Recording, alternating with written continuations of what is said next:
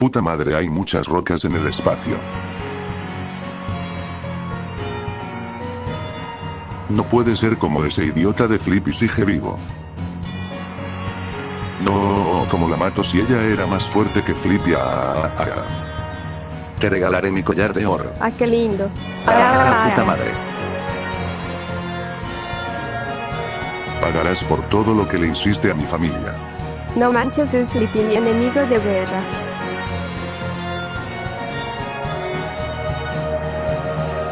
Ninguno de ustedes intente matarse o si no les daré unos buenos putazos. Ni creas que te perdonaré. Pagarás por todo lo que le hiciste a mi familia. Prepárate para morir como tu familia. Atrévete, zorra.